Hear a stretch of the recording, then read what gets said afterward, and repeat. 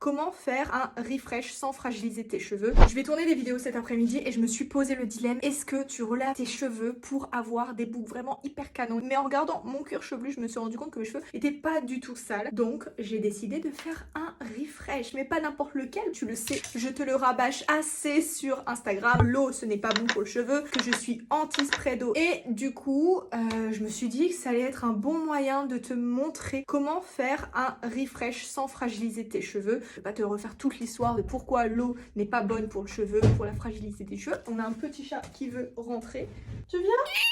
Et tu vas voir que ça va être très rapide. Pour ça déjà il te faut du gel d'aloe vera, du gel de lin, peu importe, un gel qui va contenir de l'eau, puisque rien que l'eau qui est contenue dans ton produit va permettre de rendre ton cheveu malléable. Donc ce que tu fais, c'est que tu vas en appliquer sur l'ensemble de tes cheveux. Alors je te vois déjà venir, non, tu n'as pas besoin de mettre la tonne de produit, juste suffisamment pour recouvrir à peu près tes cheveux. Donc tu vois, moi j'essaye d'avoir des mèches bien démêlées, bien séparées, sans frisottis. Donc là j'en ai mis une partie, là j'ai mis l'équivalent d'une grosse pièce de 2 € on va dire pour ma première partie. Je vais en rajouter encore un petit peu là, derrière, etc.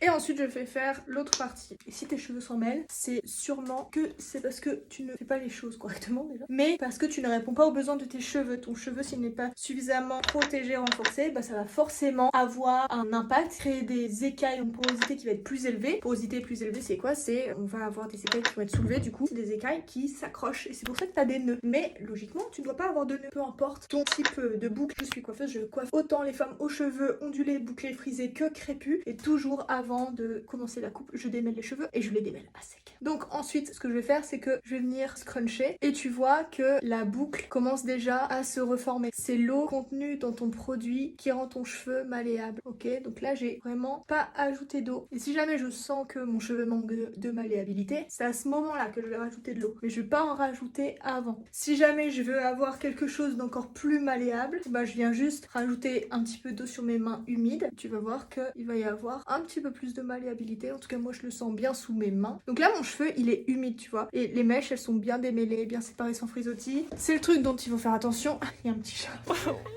Si déjà tu as des frisottis à cette étape-là, tu peux être sûr que après tu vas avoir plein de frisottis et que ça va pas faire très joli. Donc ensuite, moi, ce que je vais mettre, c'est ce qu'on appelle des pinces de mise en pli. C'est des pinces comme ça pour venir décoller les racines. C'est ce qui m'évite notamment de faire ma routine tête en bas Et me péter le dos. voilà. Donc là, je sais pas combien de temps on a passé, peut-être 3 minutes. Mes cheveux, ils sont juste humides. Maintenant, je vais passer au séchage. Je vais prendre mon embout diffuseur.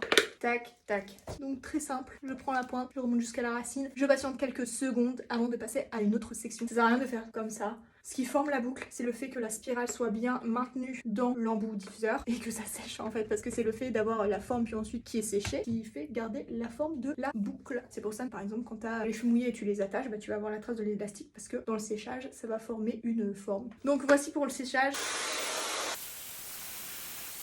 Ça fait 1 minute que je sèche mes cheveux, mais tu vois directement que ma boucle elle se remonte. Donc là on commence à sentir qu'il y a l'effet du gel. Je vais pas avoir d'effet cartonné parce que j'ai pas mis la tonne de gel. C'est pas un effet que je recommande. C'est pas parce que tu mets plus de gel que tu vas avoir plus de tenue. Oui, je sais, t'as souvent vu le contraire sur Instagram, mais en fait plus tu vas ajouter du produit sur tes cheveux, plus ça va quand même alourdir ton cheveu. Donc sur le coup tu vas être contente parce que tu vas avoir une boucle hyper cartonnée et au début ça tient, mais en fait rapidement, comme c'est un gel et ça attire l'humidité, bah ton cheveu va beaucoup plus facilement gonfler. Même si tu mets de l'huile après un cheveu qui gonfle, ensuite c'est une boucle qui se détend beaucoup plus vite.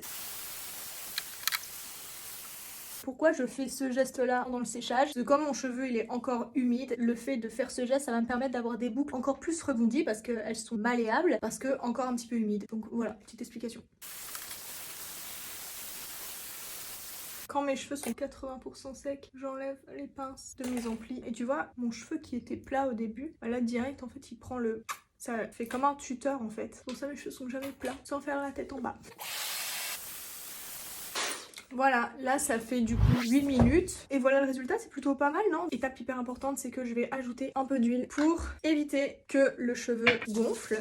Je fais chauffer l'huile dans mes mains et ensuite je commence toujours par le dessous, juste en caressant mes cheveux. Ça c'est un réflexe de scruncher, mais en vrai ça sert pas à grand chose parce que mon cheveu il est déjà formé, donc ça va pas plus donner de rebond. Et ensuite je regarde si j'ai des mèches qui sont un peu plus gonflées. Je vais mettre un petit peu plus d'huile, comme ça ça évite que le cheveu gonfle plus. Et donc dernière petite protection, sachant qu'ils sont encore un tout petit peu humides. Je vais peut-être les sécher un petit peu plus. Pour la mèche de devant, c'est la mèche où j'ai mis plus d'eau. Tu le vois en direct en fait. Les mèches où j'ai mis le plus d'eau, bah finalement c'est celles qui sont le plus facilement détendues. Donc je fais ça.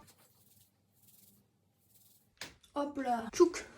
Voilà le résultat. Si on remet un petit avant après, sachant que mes cheveux étaient vraiment en mode cata. Cata ressemble à rien. Pas d'eau, pas de cheveux fragilisés, c'est facile. Donc ce genre d'informations basées sur la science, c'est ce que j'explique dans mon webinaire. Donc si ça t'intéresse, tu peux directement commenter webinaire sous cette publication. On va voir ensemble c'est quoi les 3 secrets pour avoir des boucles qui tiennent beaucoup plus longtemps, qui restent douces, brillantes, définies, et ça sans devoir faire de refresh quasi quotidien, sans devoir utiliser plein de produits ou passer des heures dans la salle de bain. Tu vas apprendre plein de choses, surtout basées sur la science du feu, sur mon expertise de coiffeuse. Donc je t'invite à commenter webinaire et je t'enverrai le lien directement en privé. Voilà, bon allez, moi je vais aller tourner une petite vidéo.